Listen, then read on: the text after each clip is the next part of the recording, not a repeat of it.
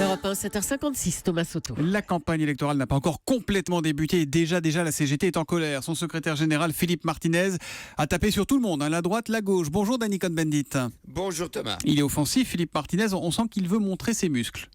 Oui, d'abord, je voudrais dire que je comprends l'inquiétude des syndicalistes, donc aussi de la CGT, face, disons, au programme politique, par exemple, de la droite. Ça, c'est une chose. Mais d'un autre côté, je trouve la posture de Philippe Martinez un peu navrante. Pourquoi ? Parce qu'il y a quand même un échec qui est plus que relatif des mobilisations du printemps contre la loi El Khomri. Donc en fait, cette posture radicale qu'il reprend, eh bien, ne montre qu'il n'y a eu aucune autocritique, aucune réflexion sur ce qui ne marche pas dans le syndicalisme, la conception du syndicalisme de la CGT. Et ça, je l'ai dit, je trouve ça navrant. Alors, il y a quand même un changement notable dans ce qu'il dit, Philippe Martinez, par rapport à 2012.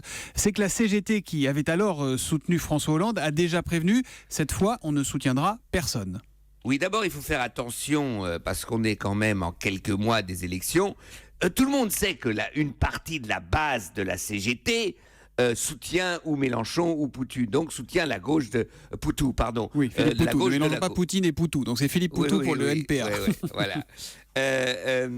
Et donc, ça, c'est une chose. Donc, il n'a pas besoin de dire grand-chose là-dessus.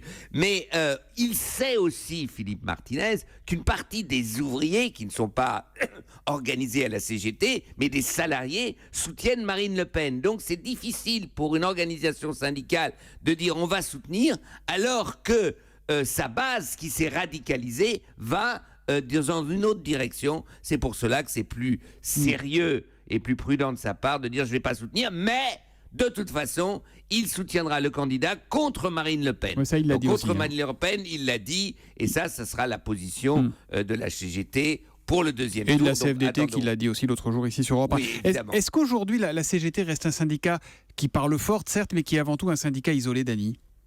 C'est-à-dire que la CGT est en train de perdre un peu, par exemple, en la comparant à la CFDT, qui est en train de gagner visiblement les élections professionnelles des TPE, des très petites entreprises, ce qui est une révolution copernicienne, si on veut, dans le monde syndical. Et je crois que le problème de la CGT, mais le problème de FO et le problème de la CFDT ensemble, c'est qu'il n'y a pas vraiment une véritable confrontation stratégique des grandes centrales syndicales face à l'évolution du monde d'aujourd'hui. Aujourd'hui, le syndicalisme français, donc aussi la CGT, est affaibli, mais ce syndicalisme est incapable de reconquérir un peu les salariés en repensant leur stratégie. La CFDT a l'air d'aller mieux par un réformisme affirmé, les autres sont un peu bancales. L'humeur de Dany qui revient lundi et ce sera comme chaque matin à 8h moins 10 sur Europe 1. À lundi, Dany. À lundi Thomas, ciao.